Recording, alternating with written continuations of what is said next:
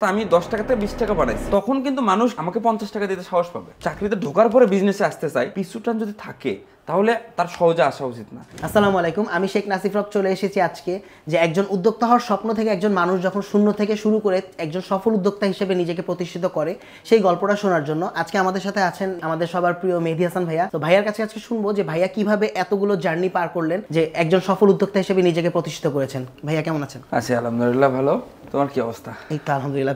ভাইয়া আমাদের আসলে অনেকেই থাকে যে নতুন করে বিজনেস করতে চায় বা একজন উদ্যোক্তা হিসেবে নিজেকে প্রতিষ্ঠিত করতে চায়, হয়তো বা সে পড়াশোনা করে ব্যাকগ্রাউন্ড ওয়াইজ সে চাকরি পাচ্ছে না বা চাকরির প্রতি তার ঝোঁক নাই।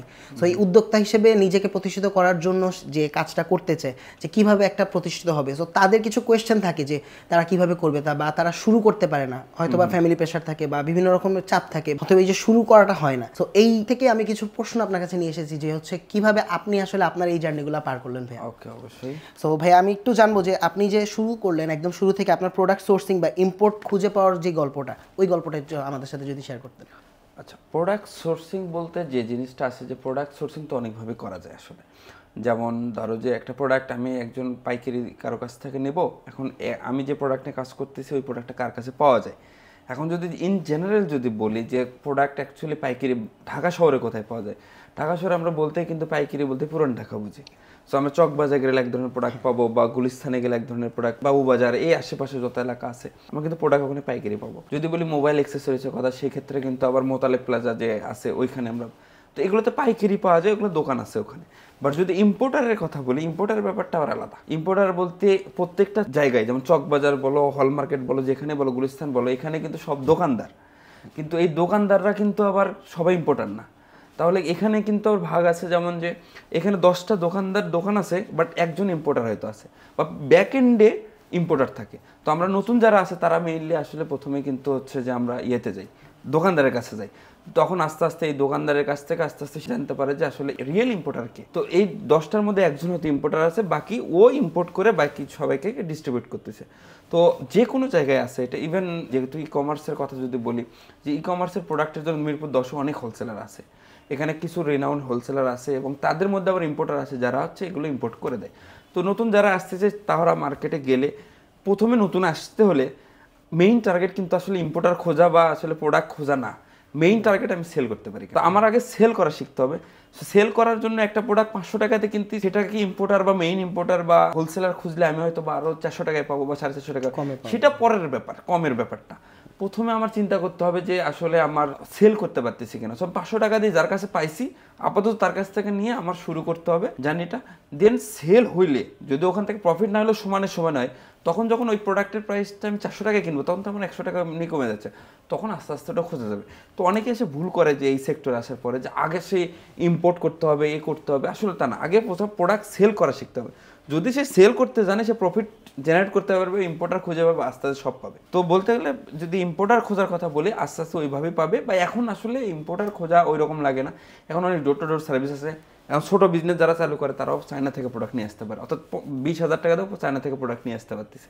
এখন হিউজ পরিমাণ এজেন্সি হয়ে গেছে এরকম বাংলাদেশে, তো এটা খুব ইজি হয়ে গেছে। এখন আমরা যখন শুরু করছি তখন কিন্তু খুব টাফ ছিল যে একটা ইম্পোর্টার কোথায়। এখন ফেসবুকে ঢুকলে এই ইম্পোর্টার লেগে সার্চ দিলে দেখা যায় এই টাইপের অনেক অ্যাড পাওয়া যায়। এখন এর মধ্যে থেকে ভালো খুঁজে বের করে তার কাছে কি ইম্পোর্ট করো বা হোলসেল নাও জানানো।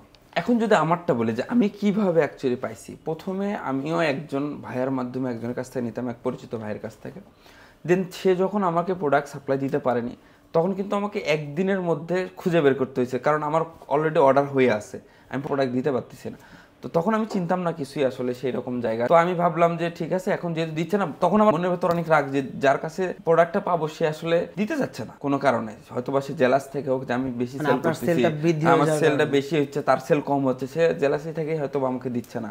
তো তার কাছ থেকে যে দামে নিচ্ছিলাম, যে এখন আমি খোঁজা শুরু করলাম কোথায় পাওয়া যায়।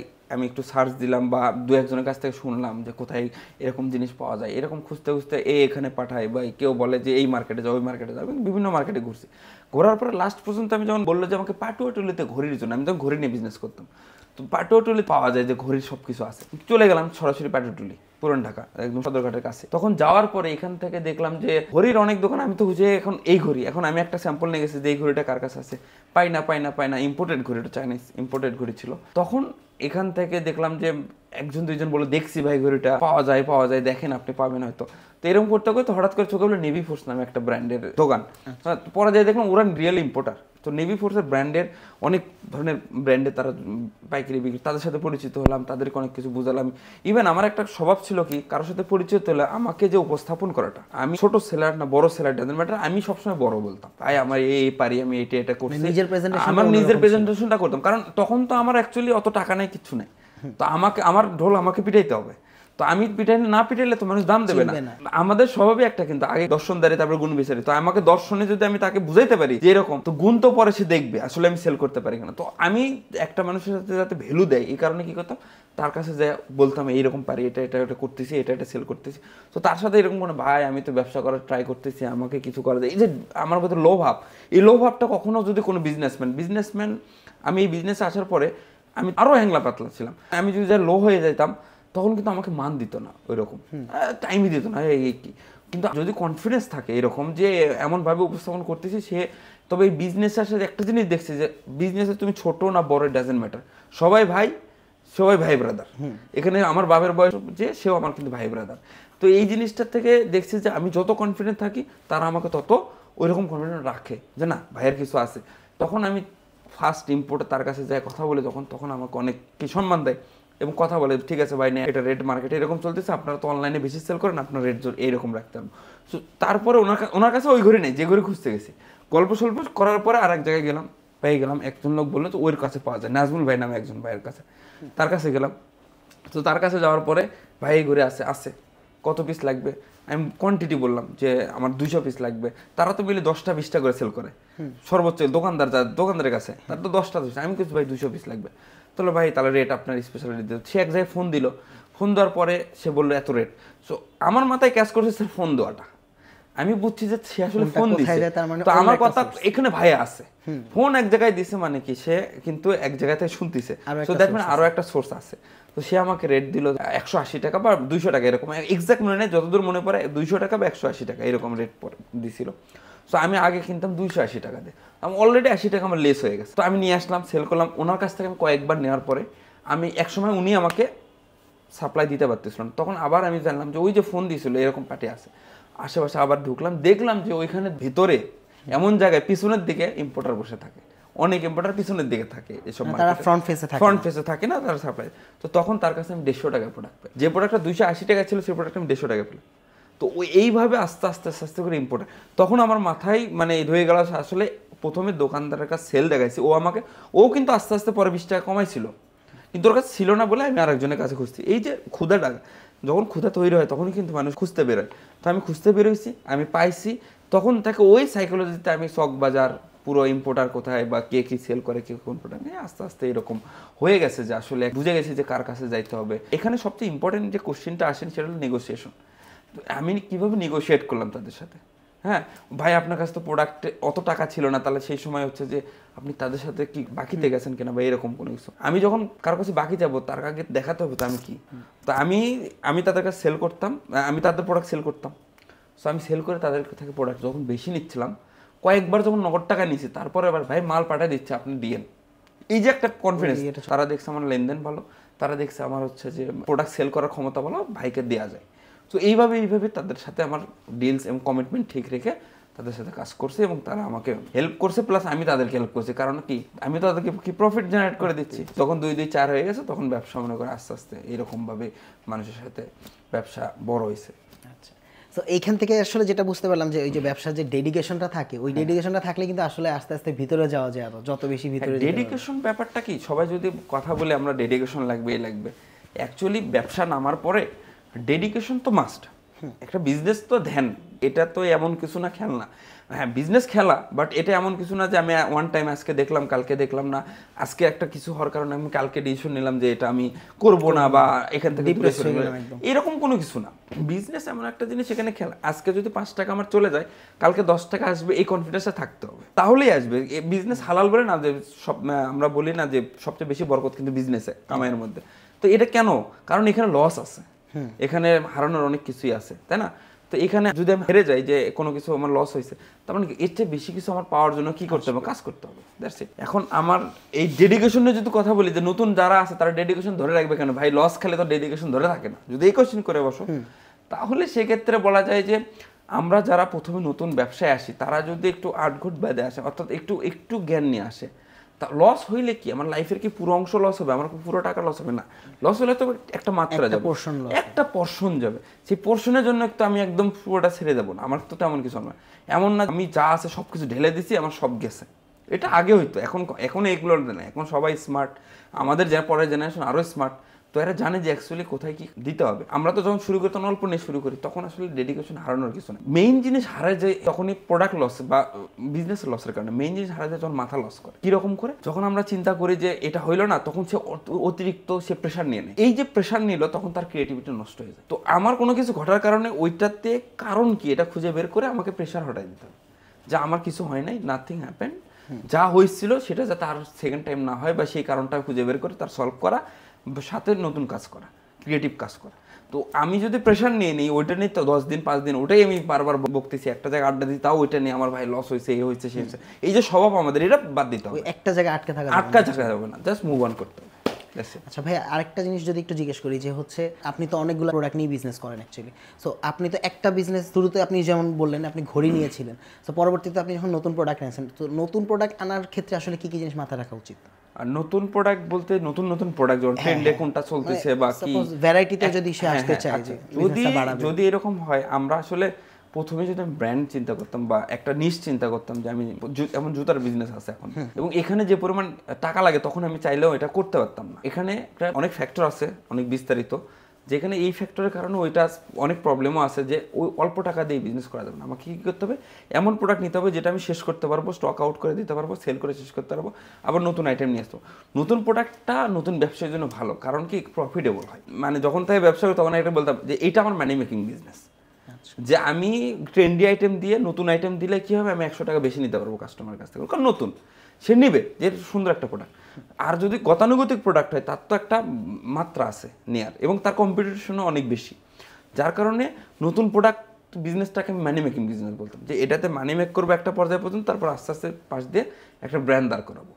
যে এইখান থেকে নতুন যে প্রোডাক্ট নিয়ে আসার সময় চিন্তা করতাম যে আমি 10টা প্রোডাক্ট দেখছি, 10টা প্রোডাক্টের মধ্যে থেকে এর মধ্যে আমি দেখতাম যে কাস্টমার কতটুকু আছে। আমি যেটা দেখতাম কাস্টমার রেঞ্জ বেশি, ওই প্রোডাক্ট ধরতাম। আমি যদি লাক্সারি প্রোডাক্ট যাইতাম, অর্থাৎ আমি এমন একটা প্রোডাক্ট দিচ্ছি তার কাস্টমার রেঞ্জ খুবই কম। যেমন আমি যদি এমন প্রোডাক্ট ধরি যে আমি শুধু কারে কাজ হয়, কারের কাস্টমার বাংলাদেশে আমি যদি বলি 2 কোটি অনলাইনে কাস্টমার আছে, সেখানে কারের কাস্টমার কত? খুবই কম, একটা রেঞ্জ খুবই কম।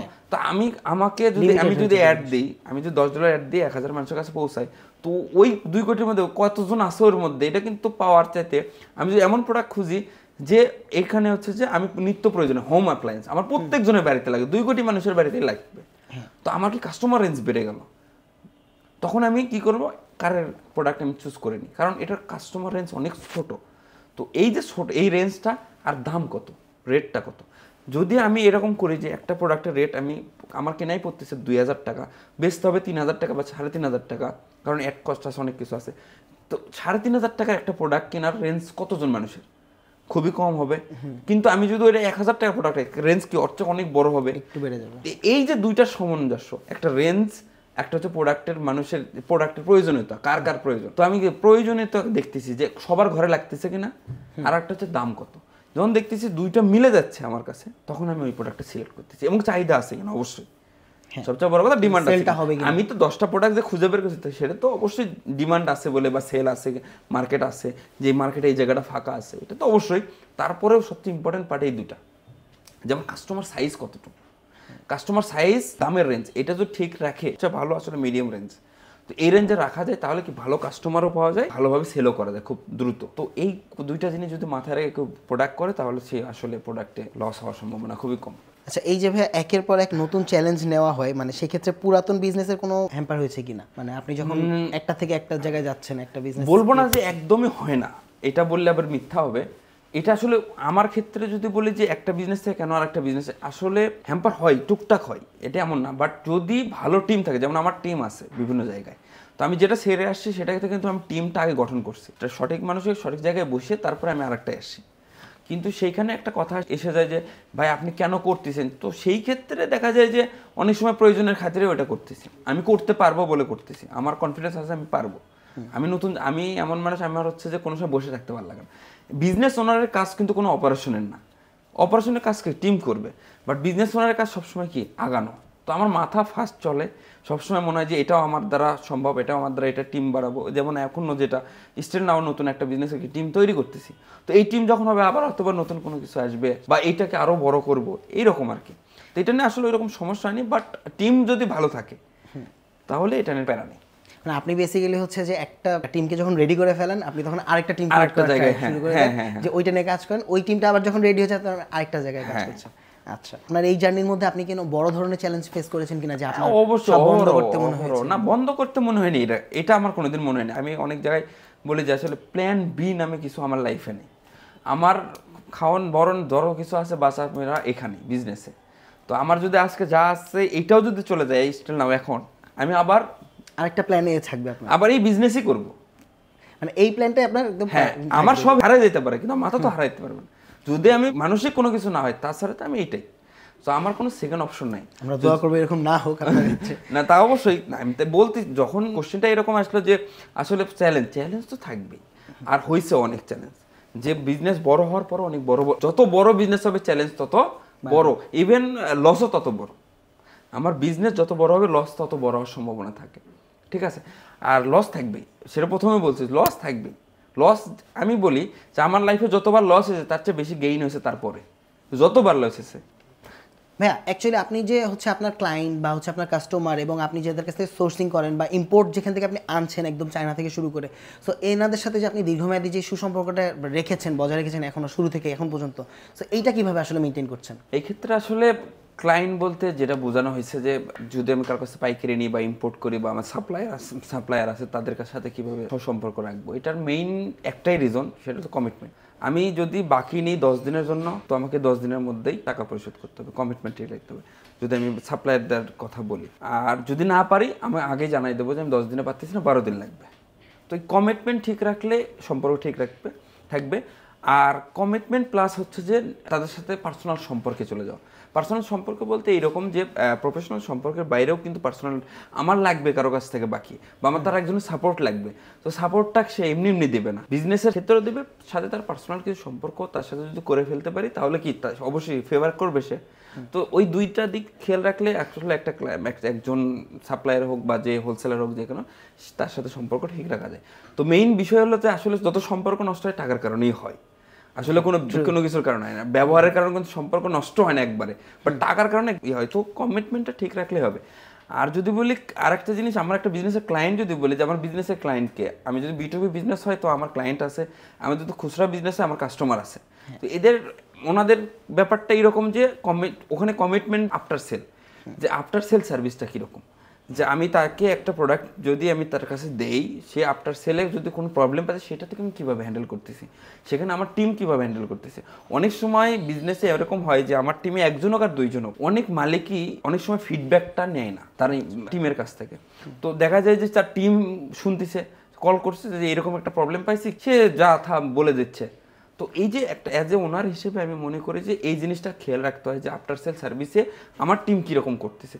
আর টিম বিল্ডিংয়ের ব্যাপারে ওই জিনিসটা মাথায় রাখা যে আমার টিম জানে কি না যে আমার আফটার সেল সার্ভিস আমি কীভাবে দিতে হবে, তাদেরকে কীভাবে বিল করতে হবে। তো দেখা যায় যে আফটার সেল সার্ভিসটা যদি ঠিক থাকে তাহলে অবশ্যই ক্লায়েন্ট দীর্ঘ টাইম থাকবে। একটা ব্র্যান্ডের ভ্যালু তৈরি হয় কিন্তু আফটার সেলে।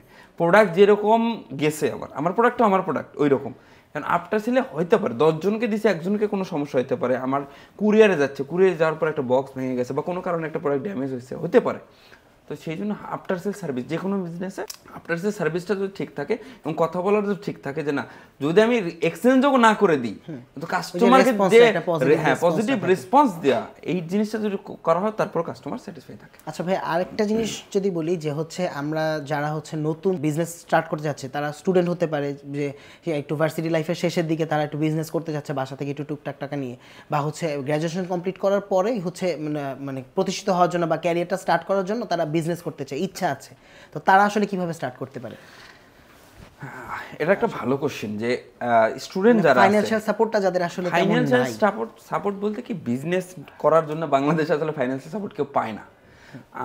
যদি তার বাবার টাকাও থাকে কোনো বেশিরভাগ না 99% বাবা কি এই সাপোর্টটা দেয় না, কোনো ফ্যামিলি দিতে চায় না। এটা খুব কমন একটা প্র্যাকটিস বাংলাদেশে, ঠিক আছে? আমি বিজনেস করবো, আমি পাশ করে বের হয়েছি, বিজনেস করতে যাব, আমাকে টাকা পাবো না, এটা স্বাভাবিক ঘটনা। এবং এইটার কারণে অনেকেই বিশেষ চলে যায় যে বিজনেস আর করে না, কিন্তু অ্যাকচুয়ালি কিন্তু এটা খুবই নর্মাল। যত বিজনেসম্যান এখন হচ্ছে বা হবে আরো সামনে, বা যারা হয়ে গেছে তাদের কাছ থেকে যদি শোনা হয় যে ভাই আপনি কি প্রথমে আসতে ফ্যামিলি সাপোর্ট পাইছেন, বেশিরভাগই বলবেন না, দুই একজন হয়তো বা বলবে যে আছে ফ্যামিলির কাছ থেকে টাকা পাইছে এই পাইছে, কিন্তু প্রথমে দেখাইতে হয়। ওই যে বললাম না যে বাইরের কাউকেও দেখাইতে হয়, যে কি আমি যদি কাউকে দেখাই যে আমি সেল করতে পারি, সেও আমাকে বাকি দেবে, সেমভাবে বাড়িতেও তাই। আসলে একটা কথা শুনছিলাম, কোথায় যেন একটা জোক শুনছিলাম যে বাপ মাও লোভী। তো আসলে লোভ না, এটা আসলে আমরা চাই না যে আসলে আমরা কোথাও কি আমরা গরিব থাকি, বা কোনো বাপ মা চায় না আমার তার ছেলে পেলে কি গরিব থাকুক, তো চাই যে সিকিউর লাইফ। তো আমাদের দেশে আসলে সিকিউর বলতে জব বোঝায়, বিজনেসটা কি আনস্টেবল একটা জায়গা, তো যার কারণে এই আনস্টেবল জায়গাতে চায় না তাহলে আসলে যাক। কিন্তু যখন আমি ভালো কিছু করে ফেলি বিজনেসে, একটু চেষ্টা করে, নিজে চেষ্টা করে, তখন কিন্তু ঠিক ওই বাপ মায় দেখে যে না, তখন ওই ভরসাটা পায় ভরসা। তো নতুন একটা ছেলে কিভাবে শুরু করবে? অল্প টাকা দিয়ে। বিজনেস তো অল্প টাকা দিয়ে শুরু হয়। তো এই জায়গাতে যেটা হয় যে ভুল দুই জায়গায় হয়, যে আসলে আমি যে শুরু করব তখন কি হয় যে আমি স্টুডেন্ট হয়ে বের হয়েছি, আমি আমার গ্র্যাজুয়েশন শেষ, তখন দেখা যায় প্রতিবন্ধকতা, টাকা নাই, এ নাই সে নাই, তখন শুরু করে না, কি চাকরির ঢুকি, তারপরে শুরু করবো। ভুল নাম্বার 1, যে প্রথম ভুল করে ফেলে যে চাকরির ঢুকে টাকা জমিয়ে তারপরে করবো। কারণ একবার যখন আমি চাকরিতে ঢুকবো তখন আমি 2 বছর 3 বছর যাবে, আমার অলরেডি তার মধ্যে দেখা যায় ফ্যামিলি হয়ে যায়, আমি ওর উপর নির্ভরশীল, আমার ব্যাংকে একটা পরিমাণ টাকা ক্রেডিট হওয়ার অভ্যাস হয়ে গেছে, মাসে মাসে টাকা ঢুকতেছে। যখন ওই অভ্যাসটা হয়ে যায় তখন আর ওখান থেকে বের হতে পারে না। তখন কি হয়ে যায়, সে ওইখানকার মানে একটা প্রসেসের মধ্যে চলে যায়, ওইখান থেকে রিস্ক হয়। 1 মাস যে সে বেকার থাকবে, 1 মাস ইনকাম থাকবে না, 2 মাস ইনকাম থাকবে না, এটা চিন্তাও করতে পারে না। ইভেন অনেকের ফ্যামিলি হয়ে যায়, এর মধ্যে বিয়ে করে ফেলে, আরও বিপদে পড়ে যায়। তো এখান থেকে বের হওয়া যায় না। তো ভুল নাম্বার 2 হলো যে অনেকে আসে যে এইখান থেকে বের হওয়ার জন্য 5 বছর 7 বছর চাকরি হয়ে গেছে, সেখান থেকে বের হওয়ার চেষ্টা করে, কোনো কিছু না জানেন, জাস্ট কোনো একটা হতাশা। আমি অনেক মানুষ দেখছি এরকম, চাকরির হতাশায় সে কী করছে, ওইখান থেকে তার ফ্যামিলি হয়ে গেছে, বাট সে বের হয়েছে, বেরোয় একটা জায়গায় টাকা ফালাই দিচ্ছে, তার যে লাইবিলিটিস আছে, তার যে ফ্যামিলি আছে, এটা সম্পর্কে জানেন। তো এখানে একটা ভুল করে, যদি সে চাকরিতে ঢোকার পরে বিজনেসে আসতে চায়, পিছুটান যদি থাকে, তাহলে তার সহজে আসা উচিত না। তাকে কি করতে হয়, আটঘাট বেঁধে তারপরে বুঝে, তারপরে একদম যে আমি একটা ব্যাকআপ রাখছি, যেটাতে আমার সংসারের কোনো ঝামেলা হবে না। তারপরে আমার ভিতরে কি আছে, একটা স্কিল ডেভেলপ হয়েছে, যেটাতে আমি আর্ন করতে পারবো এত বছরের এক্সপিরিয়েন্সে, তাহলে ঠিক আছে। বাট আমি কিছুই জানি না, ভালো লাগে না, আমি বিজনেসে চলে আসলাম, আমার কোনো পিছুটান, যেটা আমার ফ্যামিলির জন্য কিছু রাখা নাই, সেই ভুল করা যাবে না। এটার কারণে অনেক প্রবলেম অনেকেই হয়েছে। বাট তার মানে স্টুডেন্টদের জন্য কি করা উচিত, যে চাকরির যদি কোনো কিছু নতুন কিছু, জব কিন্তু নতুন কিছু না, জব তো জব সবাই করে আসতেছে। আমি যে কোনো আজকে আমি একটা ছেলে গ্রাজুয়েট পাস করে বেরোলে এখন যে জব পাবে, আজকে 2 বছর পরে জব করলে সে আলটিমেটলি 5-7 বছর পরে সেম জায়গায় যাবে, সেম জায়গায় যাবে। সো কেন নয় যে আমি এখনই বেরোইছি, এখনই আগে যেটা রিস্ক ওইটাই চেষ্টা করি। তো আমার যেটা রিস্ক আছে ওইটা আমি চেষ্টা করব, দেন তারপরে আমি কি করব, আমি হচ্ছে যে যদি না হয়, এখানে আমি সর্বোচ্চ চেষ্টা করছি, বিজনেস হচ্ছে না, যে বিজনেস করতে যাচ্ছে হচ্ছে না, একদমই হচ্ছে না আমার দ্বারা, যদি সে বুঝে ফেলে যে আমার দ্বারা হচ্ছে না, সে তারপরে জবে যাক। সো আমি মনে করি 1 বছর ট্রাই করো, না হলে 2 বছর ট্রাই হোক, যদি তারা হচ্ছে না 1 বছর অন্তত ট্রাই করা উচিত। তো স্টুডেন্ট থেকে বের হয়ে আসলে এই যদি ইচ্ছে থাকে, ভেতরে যদি একটু থাকে যে আমার বিজনেস করার ইচ্ছা আছে, তাহলে প্রথমে শুরু করা উচিত, ছোটো করেই শুরু করা উচিত। 1 বছর পরে তার কনফিডেন্স যদি বাড়ে, সে কন্টিনিউ করবে, আদারওয়াইজ সে জবে যাক, যদি না সে কনফিডেন্স পায়। তো এটাই হলো আসলে মেইন বিষয়, যে প্রথমে আসলে চেষ্টা করা উচিত, পরে যায় চেষ্টা করতে যায় আসলে হয় না। আর যদি ভাইয়া লাইক হচ্ছে একজন বিজনেস স্টার্ট করলো, করার পরে আপনি যেমন বললেন যে হচ্ছে লস করলে আসলে ওইখানে থেমে থাকা যাবে না, বাট কনস্ট্যান্টলি যদি এমন হয় যে 6-7 মাস ধরে সে খালি জাস্ট লসই হচ্ছে, তার কোনোভাবে সে লাভ করতে পারছে না, সো তার আসলে কি স্টেপটা নেওয়া উচিত তখন? তার স্টেপ আসলে ওই রকম না, যে কন্টিনিউসলি 6-7 মাস ধরে লস করতেছে, তার মেইন গ্যাপ আছে তার স্কিল বলতে সে বিজনেসই বোঝেনি, সে যেটা করতেছে আর ক্লিয়ার না। সো এটা হয়তো বা এরকম হতে পারে যে সে শুনে করতেছে, যে আমি একজনের দেখছি ও বিজনেস করে, আমি এটা করতে গেছি, আমি কোনো জ্ঞান নেইনি, কিছু নেইনি, ও আমি দেখছি এভাবে এভাবে করে, আমি ওইটাতে গেছি, কিন্তু প্রপার যে ইনসাইট আছে বিজনেসের সেটা নেয়নি। তো এরকম মানুষ আমার আশেপাশে আমি দেখছি 2-1 জন, যে যারা এরকম হয়েছে 6-7 মাস, তাদের মধ্যে মেইন প্রবলেমই ছিল যে তারা আসলে বিজনেসটা বোঝেই নেই, তারা একজনে দেখে আসছে বা শুনে আসছে, আয়সা করতে গেছে, হচ্ছে না, এবং যখন হয় না 1 মাসে হচ্ছে না, তখন কি পরের মাসে সে একটু লুজ হচ্ছে, তার মধ্যে কি সে ওটা নিয়ে খাটতিছে না, কিন্তু একটু বিজনেসে রান আছে কিন্তু খাটতিছে না, তো সে তো লসে যাবেই। সে যতবার লস হচ্ছে সে ততবার এক ধাপ করে পিছিয়ে যাচ্ছে নিজের দিক থেকে, হ্যাঁ না হচ্ছে না এটা, বাট একটু একটু কন্টিনিউ রাখছে, আবার একটু 10 দিন কাজ করতেছে, 10 দিন করতেছে না, তো এই যে সারা ভাব, এখানে তো সে লস করে যাবে, আরও করে যাবে। মেইনলি বিজনেস সম্পর্কে জ্ঞান নেই তার, সে বোঝেই না আসলে সে কি করতেছে, তাকে আগে শিখতে হবে। এখানে এখানে লস মানে বারবার লস হলে মাথার রাখা বা রাখা, এটা এটা কোশ্চেনই নাই। এর মেইন প্রবলেম হচ্ছে সে জানেই না যে সে কি করতেছে, তার জ্ঞানের অভাব আছে। তো তাকে আসলেই ভেতরে ঢুকতে হবে, ইনসাইড আছে এখানে। সে আমি এরকম দেখিনি যে ইনসাইড জানে তার টানা 7 মাস লস হয়েছে, এরকম হওয়া সম্ভব না, হবেও না, কোনোদিনও হবে না। তা সে আসলে জানে না, সেই কারণে হচ্ছে, সে আসলে শুনে আসে মেইন কথা। আচ্ছা ভাই, নতুন হিসেবে যখন আসবে, তো নতুন হিসেবে একজন নতুন এন্টারপ্রেনার হিসেবে যদি সে কাজ করা শুরু করে, তখন তাহলে আসলে এই বিজনেস ফিল্ডে নেটওয়ার্কিং যে বিষয়টা, যে নেটওয়ার্কটা সবার সাথে এইটা মানে কিভাবে সে আসলে ক্রিয়েট করবে, বা এটা ক্রিয়েট করার পরে সেটা ধরে রাখে কি করে? ধরে রাখা তো সিম্পল বিষয়, মানুষের সাথে সম্পর্ক রাখলে কিভাবে যেভাবে সম্পর্ক রাখে, কিন্তু নেটওয়ার্কিংটা খুবই ইম্পর্টেন্ট। আমার লাইফে নেটওয়ার্কিং আমাকে এতদূর নিয়ে আসে। আমি যে কাজ করছি তার সাথে সবচেয়ে বড় কাজ করছি নেটওয়ার্কিং, অর্থাৎ আমার আশেপাশে আমি বিজনেসম্যান হয়েছে, তাদের সাথে আমার সবসময় একটা কানেকশন ছিল, প্লাস আমার থেকে যারা বড় তাদের সাথে আমি কি অলওয়েজ ওঠা বসা করছি। আমি যখনই সময় পাইছি আমার বিজনেসের কাজের পাশে আরও যে বিজনেসম্যান আছে তাদের সাথে ওঠা বসা করা, তাদের সাথে আড্ডা দেওয়া, যত পারছি তাদের সাথে সময় দিতে তাদের সাথে কি হয়েছে, একটা সম্পর্ক তৈরি হয়েছে। আমি পুরো একটা সার্কেলের মধ্যে কি, আমি একটা জুনিয়র হই, বাট পুরো সার্কেলের মধ্যে আমি ঢুকে গেছি এবং তাদের ইনসাইট বুঝতে পারি, এবং সবচেয়ে শিক্ষা সেখান থেকে পাইছি। আমার বিজনেসের লাইফে এখন পর্যন্ত আমি বিজনেস নিয়ে যে গল্প বা আড্ডা দিই, সেখানে স্টিল নাও সেটা রানিং আছে। তো ওই জিনিসটা সবসময় রাখতে হয় যে বিজনেস সার্কেল, অর্থাৎ আমার একটা ফ্রেন্ড সার্কেল যেরকম থাকে, আমার একটা বিজনেস সার্কেল হয়ে যাবে। তো এইটা ঘরে বসে থাকলে হবে না, আমাকে যারা বিজনেস করে, যাদেরকে মনে হয় যে আমার এই সার্কেলে যাওয়া উচিত, তাদের সাথে ওঠা বসা করতে হবে, তাহলে এই সার্কেল হবে। এবং এই নেটওয়ার্কিং যে কত বড় উপকার, নতুন আপডেট কি হচ্ছে মার্কেটে সব কিছু তাদের সাথে বসে থেকে আসলে পাওয়া যায়, নতুন সম্ভাবনা পাওয়া যায়। তো সব কিছু আসলে নেটওয়ার্কিংয়ের উপরে। আচ্ছা ভাই, আর হচ্ছে যারা হচ্ছে নতুনভাবে বিজনেস স্টার্ট করে, এদের ক্ষেত্রে আসলে অনেক সময় দেখা যায়, ম্যাক্সিমাম টাইমই যেটা দেখা যায়, যারা হচ্ছে প্রপারলি কাজটা করতে পারে না, বা হচ্ছে শুরুর সময় একটা প্রবলেম ফেস করে, যে হচ্ছে মানি ম্যানেজমেন্ট বা ফাইন্যান্সিয়াল যে ম্যানেজমেন্টটা, ওইখানেই কিন্তু সবাই অনেক প্রবলেমটা ফেস করে, যে হচ্ছে সেল হচ্ছে বাট ওই প্রপারলি ফাইন্যান্সিয়াল যে ম্যানেজমেন্টটা এইটা করতে পারে না। এইটা আসলে কিভাবে মানে আসলে এই জিনিস যদি মনে করি আসলে যে একটা বিজনেস করতে আমার ধরো যে 1 লাখ টাকা লাগবে, ঠিক আছে, যদি সে চাই, এখন যে কোনো লেভেলের মানুষ 1 লাখ টাকা ম্যানেজ করতে পারে, বাট যদি বুঝলাম যে পারতেছি না, বাট বিজনেস করার খুব ইচ্ছা আছে, তাহলে এমন অনেক বিজনেস আছে যেখানে আসলে অল্প টাকা দিয়ে শুরু করা যায়। যেমন আমি যদি বলি মিডিয়েটর, মধ্যস্থ, যে আমি একটা প্রোডাক্ট এখান থেকে নিব এবং এর কাছে বিক্রি করব, কিন্তু মাঝখান থেকে এর কাছ থেকে আমি অর্ডার নেব, এর কাছ থেকে নিয়ে আমি তাকে দেবো। এই যে দুইজনের সাথে এমনভাবে ডিল করা যে তারকে ইনভেস্ট করা লাগতেছে না।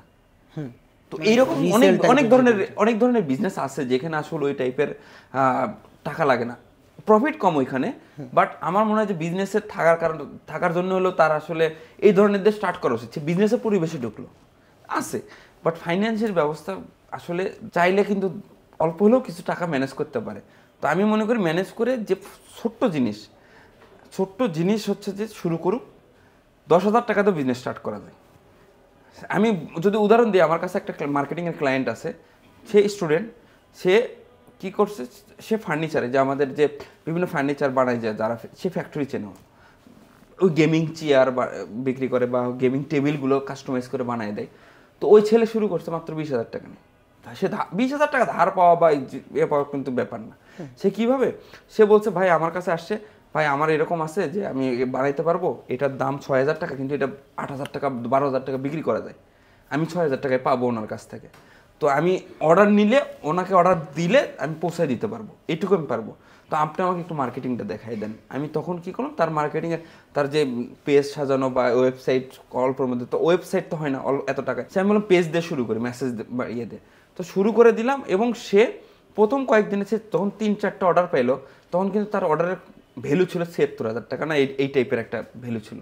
তো যখন সে ৭০,000 টাকার একটা ভ্যালুতে সেল পাইছে, খালি মাত্র ডলার খরচ করে ফেসবুকে অর্ডার পাইছে, তার কাছে কোনো প্রোডাক্ট নেই কিন্তু, সে একটা ফেসবুক পেজ ক্রিয়েট করছে, সে অ্যাড দিছে, প্রোডাক্টের ছবি দিছে, অ্যাড দিছে, সে 3টা 4টা অর্ডার পাইছে এবং সে 70,000 টাকা একটা অর্ডার পেয়ে গেছে। সে তাদের কাছ থেকে কিছু অ্যাডভান্স নিয়ে সে ফ্যাক্টরিতে অর্ডার প্লেস করছে যে আমার এই মাল বানাই দেন। তো তারা বানাই দিয়ে সে ডেলিভারি করছে, তার কিন্তু প্রফিট হয়েছে। সে কিন্তু এখন তার 10,000 কাছ থেকে তার কাছে কিন্তু এখন 20,000 কাছে তার অ্যামাউন্ট বেড়ে গেল, তার কাছে কিন্তু সে অনেক টাকা সে প্রফিটও এখানে হয়ে গেছে। তো এই যে একটা ছোট্ট জিনিস নিয়ে সে শুরু করলো, এখন সেখান থেকে প্রথম 15 দিনের থেকেই সে বললো যে ভাই আমাকে 10,000 টাকার মধ্যে একটা ওয়েবসাইট করে দেন। আমি বললাম 10,000 টাকা তো সব রকম ওয়েবসাইট না, থিম দিয়ে করা যায় ই কমার্সে, করে দেন। মোটামুটি কাস্টমার চাচ্ছে যে একটু ওয়েবসাইট দেখাইতে। এই যে ওর ধাপটা, ও কিন্তু যা কামাই করতেছে সেটা কিন্তু আমার এখানে ঢালতেছে যে মার্কেটিংয়ে যাক। ও বলতেছে ভাই এখান থেকে আমি একটাও সরাবো না।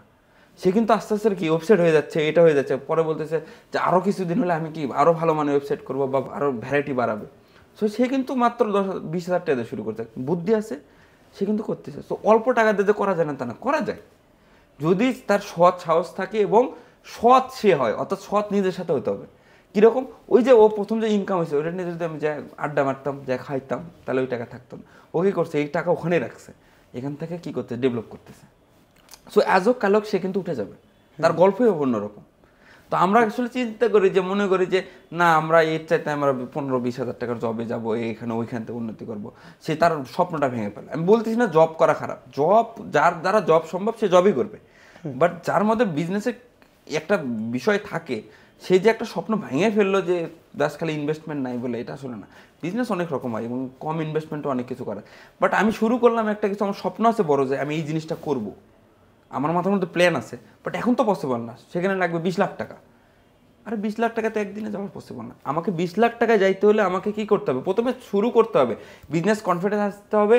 এবং যখন আমার মধ্যে কনফিডেন্স, যার মধ্যে কনফিডেন্স আসবে যে না আমি 10 টাকাকে 20 টাকা বানানো শিখছি, সে 10 লাখকে 20 লাখ বানাতে পারবে একসময়। তো যার মধ্যে যেদিন কনফিডেন্স আসবে, সেই দিন সেও বুঝবে না যে আসলে তার আশেপাশে কত টাকা আছে। একটু পর্যায়ে ওঠার পরে না, ওই যে কথা আছে না, তেলের মাথায় তেল দেয়, আশেপাশের লোকে টাকা দেবে, লে ভাই তুই টাকা নে, বিজনেস কর। আমরা মনে করি আমাদের আশেপাশে টাকা নেই, কারণ আমাদের মধ্যে কি নেই, কনফিডেন্স নেই। যখন আমার মধ্যে কনফিডেন্স দেখবে, দুইটা জায়গা দেওয়া দেখবে, দুইটা মানুষ দেখবে যে না সে এই জায়গার থেকে এই জায়গা করছে, তখন সে নিজের বাপ মা থেকে শুরু করে আত্মীয় স্বজন, অ্যাঞ্জেল ইনভেস্টর যাদেরকে বলি, আশেপাশে ভাই ব্রাদার থেকে অন্তত লাখ টাকা তুলতে পারবে, সে পাবে এবং শিওর পাবে। ঠিক আছে, বেসিক্যালি হচ্ছে যখন আমি চিন্তা করব যে হচ্ছে আমি আমাকে দিয়ে হবে না, তখনই সেই ঝামেলাটা হবে। তখন তো অন্য মানুষ চিন্তা করবে আমি হবে, হবেই, এই কনফিডেন্স যখন থাকবে তখনই সে কাজ করবে। তখন যখন আমার দ্বারা হবে এবং আমি কিছু করছি, অর্থাৎ আমি 10 টাকা থেকে 20 টাকা বাড়াইছি, সো তখন কিন্তু মানুষ কিন্তু কি আমাকে 50 টাকা দিতে সাহস পাবে, হয়তো বা সেই ছেলেটা ভালো করবে। তো এই দেখা গেলো অ্যাঞ্জেল ইনভেস্টর, তারপরে আরো বিজনেসটা বড় হবে, তখন ব্যাংক আসবে, এসে বসে থাকবে টাকা দেওয়ার জন্য। হ্যাঁ, তো এই যে ধাপগুলো, এই ধাপগুলো তো আছে। তো এই যে মানুষ মনে করে টাকা নাই, অবশ্যই সবার আশেপাশের লোকের টাকা আছে, খালি সেই টাকাটা নিয়ে শিখতে হবে। ধন্যবাদ ভাই আমাদেরকে সময় দেওয়ার জন্য। ভাইয়ার কাছ থেকে আসলে একজন সফল উদ্যোক্তা হওয়ার জন্য অনেক কিছু ভাইয়ার জার্নি থেকে শেখার আছে। তো ইন ফিউচার আমরা অনেক কিছু জানবো। ভালো থাকবেন সবাই।